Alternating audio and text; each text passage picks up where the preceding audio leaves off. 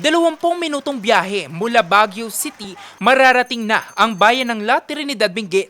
Bukod sa klima, binabalik-balikan din ng mga turista ang bagsakan ng mga pampasalubong na gulay at pamimitas ng strawberry sa strawberry farm. Karaniwang sa buwan ng Marso hanggang Abril ang dagsa ng mga bisita. Pero nang aming maabutan kanina, ang strawberry farm na karaniwang puno ng mga turista, ngayon mangilan-ngilan na lang ang bumibisita.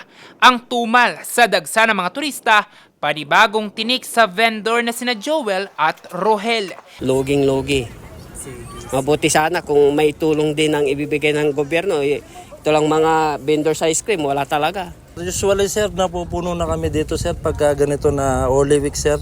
Ngayon sir, kita nyo naman po, wala pong mga bisita. Nag-aabono kami sa mga sir, sa mga expenses na ginagamit namin sir. Ganito rin ang sitwasyon sa loob ng strawberry farm kung saan alok ang strawberry picking. Nakakaiyak itong na to kasi wala kang makita na katulad na excited, ang daming mamimitas, pero ngayon maramdaman mo talaga. Dama namin, konti lang ang bisita kaya pahirapan kami magbenta. Noong mga nagdaang taon na halos magkapalitan na raw ng mukha yung mga bumibisita dito sa strawberry farm ng La Trinidad Benguet. Pero iba na raw yung sitwasyon dahil bagaman nagsimula na yung bakasyon ng mga estudyante at ng ilang mga empleyado, halos langawin naman yung mga taniman dito. Kaya panalangin ng mga magsasaka na matigil na ang girian sa pagitan ng Estados Unidos, Israel at ng Iran at ang pagbaba ng presyo ng produktong petrolyo.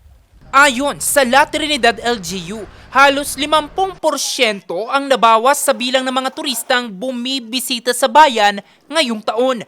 Dulot pa rin yan ng taas presyo sa langis. Bagamat may ilang turistang bumibisita, karamihan naman daw dito nagtitipid. Talagang apektado kami kasi alam naman natin tumataas yung nababawasan yung babawasan yung mga bisita. O nagpapaliban sila ng leisure travel, medyo merong konting scare sa kwan. Kaya ang number one na affected talaga ang tourism sector. Commute before, nung nagbakasyon kami, talagang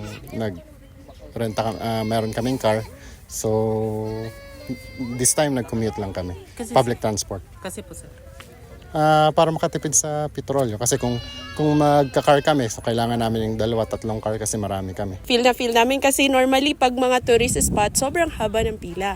Pero this time, ang easy access lang, hindi ganun kahirap at walang traffic. Lahat ng mga foods na tira-tira namin, inuuwi namin sa hotel for breakfast din. Sa ngayon, umaasa pa rin ang mga strawberry farmers sa bayan na dadami pa ang bilang ng mga bibisita simula bukas, Huwebes Santo hanggang sa Linggo ng Pagkabuhay.